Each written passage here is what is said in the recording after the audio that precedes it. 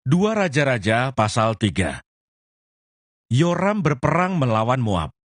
Yoram anak Ahab menjadi raja di Samaria atas Israel dalam tahun ke-18 zaman Yosafat Raja Yehuda, dan ia memerintah 12 tahun lamanya. Ia melakukan apa yang jahat di mata Tuhan, tetapi bukan seperti ayahnya dan seperti ibunya. Ia menjauhkan tugu berhala Baal yang didirikan ayahnya. Namun demikian, ia masih berpaut kepada dosa Yerobeam bin Nebat yang mengakibatkan orang Israel berdosa pula. Ia tidak menjauhinya. Mesa Raja Moab adalah seorang peternak domba. Sebagai upeti ia membayar kepada Raja Israel 100.000 anak domba dan bulu dari 100.000 domba jantan. Tetapi segera sesudah Ahab mati, memberontaklah Raja Moab terhadap Raja Israel. Keluarlah Raja Yoram pada waktu itu dari Samaria. Lalu ia memeriksa barisan seluruh orang Israel. Selanjutnya ia menyuruh orang kepada Yosafat, Raja Yehuda dengan pesan, Raja Moab telah memberontak terhadap aku. Maukah engkau bersama-sama aku berperang melawan Moab? Jawabnya, aku akan maju. Kita sama-sama. Aku dan engkau, rakyatku dan rakyatmu, kudaku dan kudamu. Lagi ia bertanya, melalui jalan manakah kita akan maju? Jawabnya, melalui padang gurun Edom. Maka berjalanlah Raja Israel dan Raja Yehuda dan Raja Edom. Tetapi sesudah mereka berkeliling 7 hari perjalanan jauhnya, maka tidak terdapat air untuk tentara dan untuk hewan yang mengikuti mereka. Lalu berkatalah Raja Israel, wahai Tuhan telah memanggil ketiga raja ini untuk menyerahkan mereka ke dalam tangan Moab. Tetapi bertanyalah Yosafat, tidak adakah di sini seorang nabi Tuhan, supaya dengan perantaraannya kita meminta petunjuk Tuhan? Lalu salah seorang pegawai Raja Israel menjawab katanya, di sini ada Elisa bin Safat, yang dahulu melayani Elia. Berkatalah Yosafat, memang padanya ada firman Tuhan. Sesudah itu pergilah Raja Israel dan Yosafat dan Raja Edom kepada Elisa. Tetapi berkatalah Elisa kepada Raja Israel, apakah urusanku dengan engkau? Pergilah kepada para nabi ayahmu dan kepada para nabi ibumu. Jawab Raja Israel kepadanya, jangan begitu, sebab Tuhan memanggil ketiga raja ini untuk menyerahkan mereka ke dalam tangan orang Moab.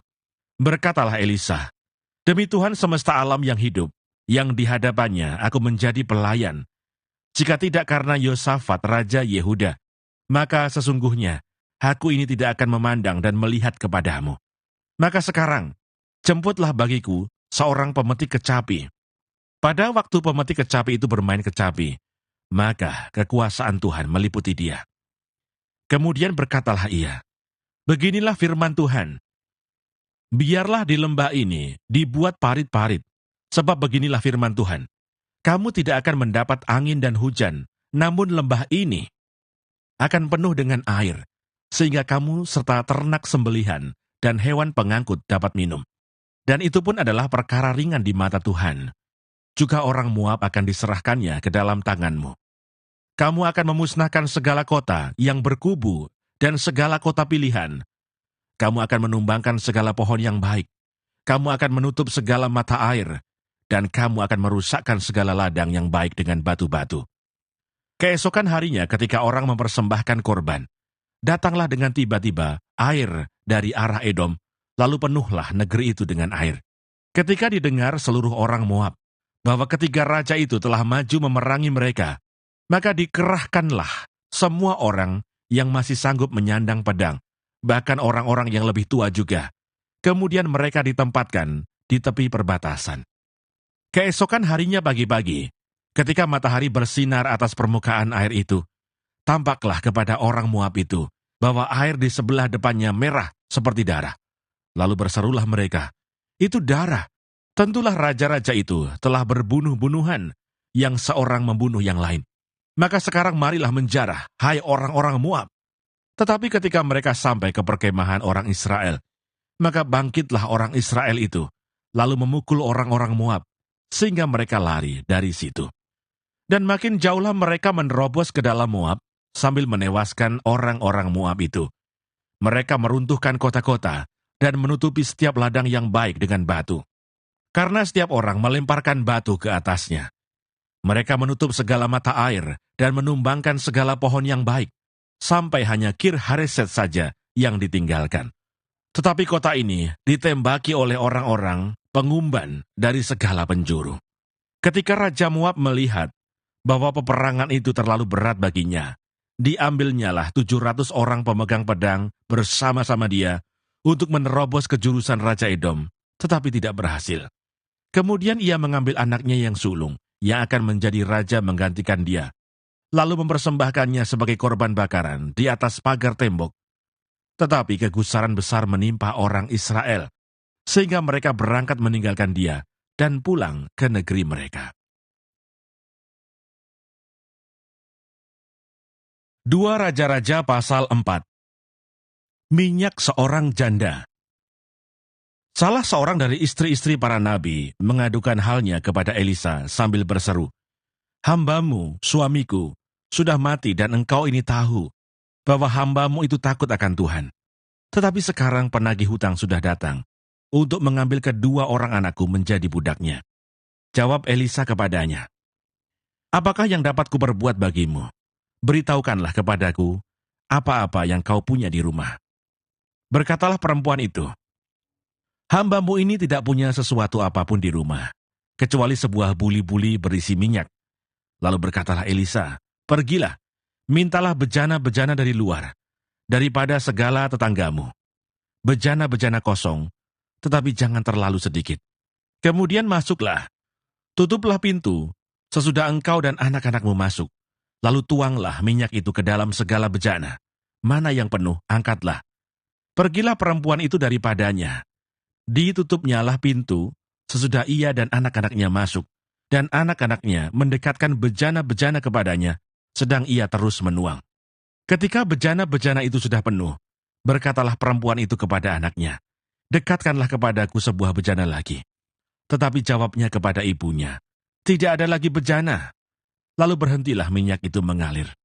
Kemudian pergilah perempuan itu memberitahukannya kepada abdi Allah, dan orang ini berkata, "Pergilah, jualah minyak itu, bayarlah hutangmu, dan hiduplah dari lebihnya, engkau serta anak-anakmu." Perempuan Sunem dengan anaknya. Pada suatu hari Elisa pergi ke Sunem. Di sana tinggal seorang perempuan kaya yang mengundang dia makan. Dan seberapa kali ia dalam perjalanan, singgahlah ia ke sana untuk makan.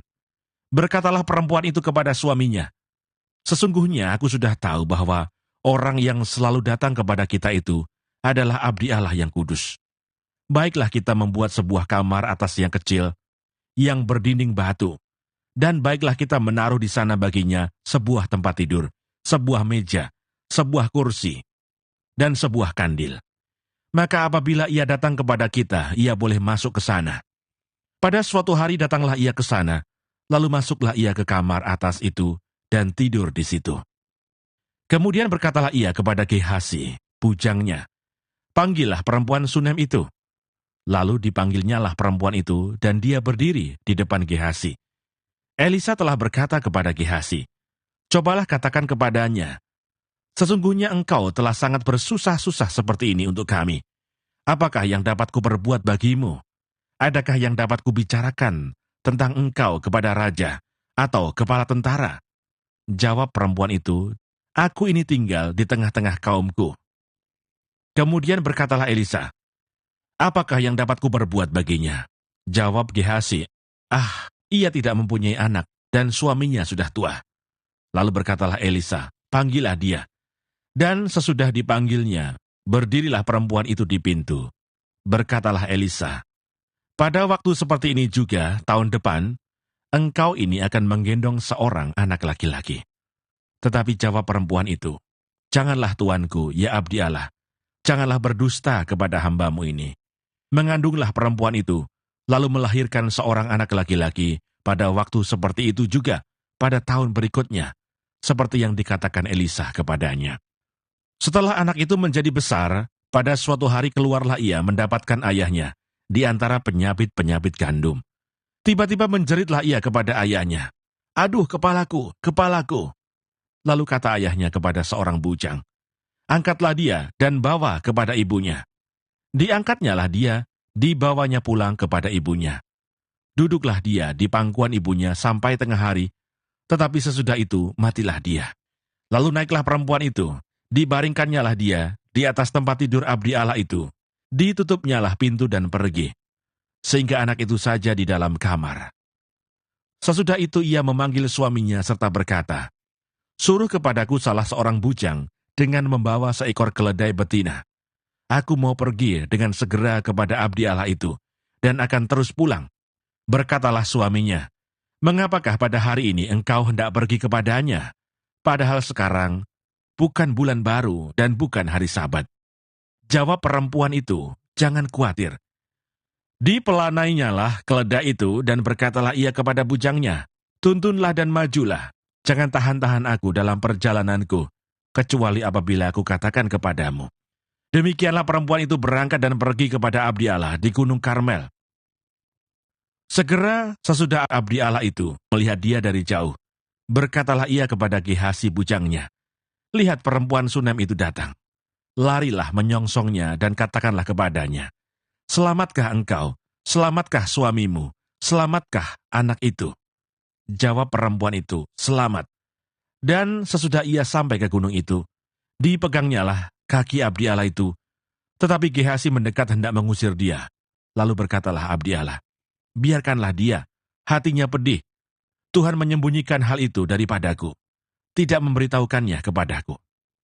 Lalu berkatalah perempuan itu, "Adakah ku minta seorang anak laki-laki daripada tuanku? Bukankah telah kukatakan, jangan aku diberi harapan kosong?" Maka berkatalah Elisa kepada Gehasi, "Ikatlah pinggangmu, bawalah tongkatku di tanganmu dan pergilah.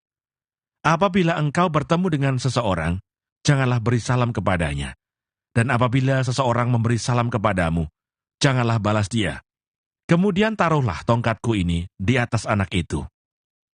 Tetapi berkatalah ibu anak itu, "Demi Tuhan yang hidup dan demi hidupmu sendiri, sesungguhnya aku tidak akan meninggalkan engkau."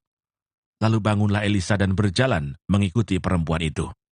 Adapun Gehasi telah berjalan mendahului mereka dan telah menaruh tongkat di atas anak itu, tetapi tidak ada suara dan tidak ada tanda hidup. Lalu kembalilah ia menemui Elisa serta memberitahukan kepadanya, katanya, "Anak itu tidak bangun." Dan ketika Elisa masuk ke rumah, ternyata anak itu sudah mati dan terbaring di atas tempat tidurnya. Sesudah ia masuk, ditutupnyalah pintu, sehingga ia sendiri dengan anak itu di dalam kamar. Kemudian berdoalah ia kepada Tuhan. Lalu ia membaringkan dirinya di atas anak itu dengan mulutnya di atas mulut anak itu, dan matanya di atas mata anak itu, serta telapak tangannya di atas telapak tangan anak itu.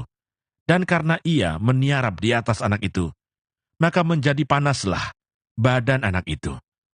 Sesudah itu ia berdiri kembali dan berjalan dalam rumah itu, sekali ke sana dan sekali ke sini. Kemudian meniarap pula lah ia di atas anak itu. Maka bersinlah anak itu sampai 7 kali, lalu membuka matanya. Kemudian Elisa memanggil Gehasi dan berkata, "Panggillah perempuan Sunem itu." Dipanggilnyalah dia, lalu datanglah ia kepadanya. Maka berkatalah Elisa, "Angkatlah anakmu ini." Masuklah perempuan itu, lalu tersungkur di depan kaki Elisa dan sujud menyembah dengan mukanya sampai ke tanah. Kemudian diangkatnyalah anaknya, lalu keluar. Maut dalam kuali. Elisa kembali ke Gilgal pada waktu ada kelaparan di negeri itu. Dan ketika pada suatu kali, rombongan nabi duduk di depannya, berkatalah ia kepada bujangnya, "Taruhlah kuali yang paling besar di atas api, dan masaklah sesuatu makanan bagi rombongan nabi itu." Lalu keluarlah seorang dari mereka ke ladang untuk mengumpulkan sayur-sayuran.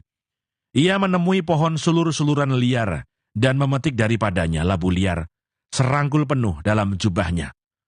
Sesudah ia pulang, teruslah ia mengiris-ngirisnya ke dalam kuali masakan tadi, sebab mereka tidak mengenalnya.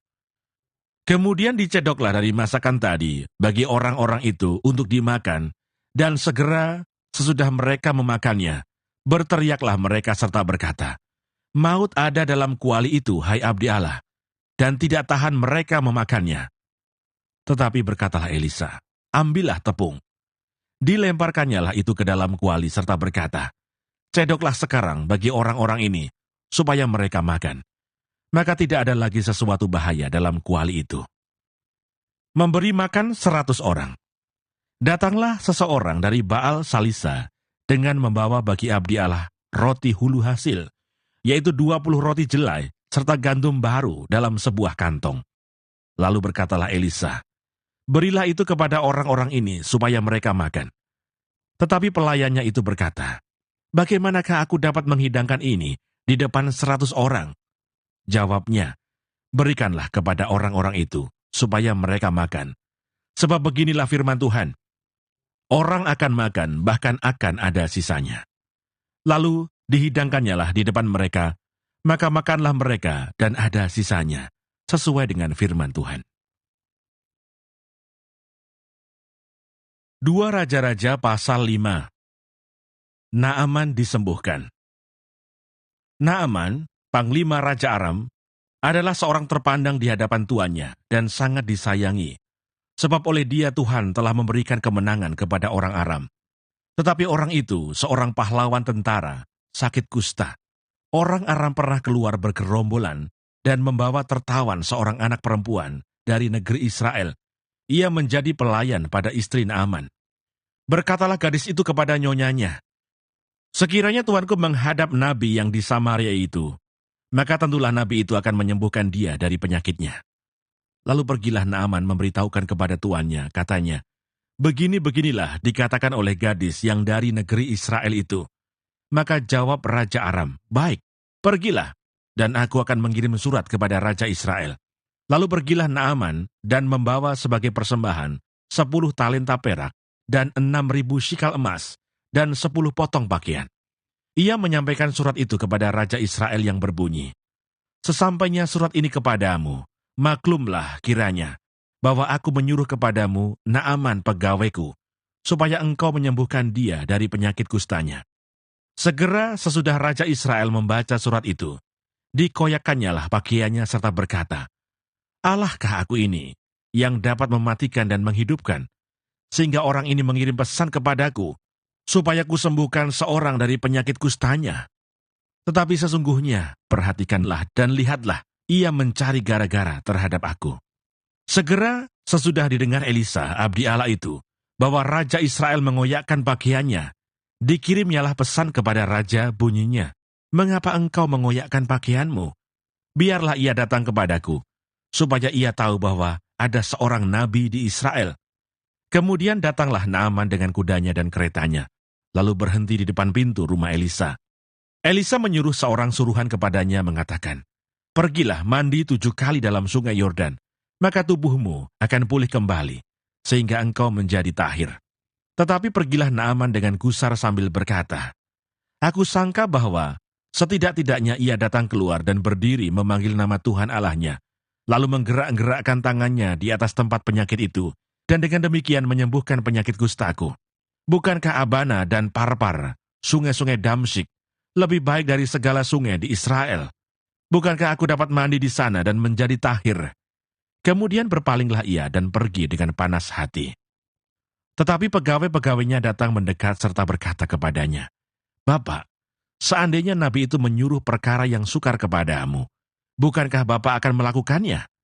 Apalagi sekarang ia hanya berkata kepadamu, 'Mandilah dan engkau akan menjadi tahir.'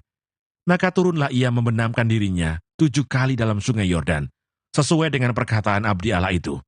Lalu pulihlah tubuhnya kembali, seperti tubuh seorang anak, dan ia menjadi tahir. Kemudian kembalilah ia dengan seluruh pasukannya kepada abdi Allah itu. Setelah sampai, tampillah ia ke depan Elisa dan berkata, 'Sekarang aku tahu bahwa di seluruh bumi tidak ada Allah kecuali di Israel. Karena itu terimalah kiranya suatu pemberian dari hambamu ini.' Tetapi Elisa menjawab, 'Demi Tuhan yang hidup, yang di hadapannya aku menjadi pelayan, sesungguhnya aku tidak akan menerima apa-apa.' Dan walaupun Naaman mendesaknya supaya menerima sesuatu, ia tetap menolak. Akhirnya berkatalah Naaman, 'Jikalau demikian, biarlah diberikan kepada hambamu ini tanah sebanyak muatan sepasang bagal, sebab hambamu ini tidak lagi akan mempersembahkan korban bakaran atau korban sembelihan kepada Allah lain, kecuali kepada Tuhan. Dan kiranya Tuhan mengampuni hamba-Mu ini dalam perkara yang berikut. Apabila tuanku masuk ke kuil Rimon untuk sujud menyembah di sana, dan aku menjadi pengapitnya, sehingga aku harus ikut sujud menyembah dalam kuil Rimon itu, kiranya Tuhan mengampuni hamba-Mu ini dalam hal itu. Maka berkatalah Elisa kepadanya, pergilah dengan selamat. Setelah Naaman berjalan tidak berapa jauh daripadanya, berpikirlah Gehasi, bujang Elisa abdi Allah, sesungguhnya tuanku terlalu menyegani Naaman, orang Aram ini, dengan tidak menerima persembahan yang dibawanya.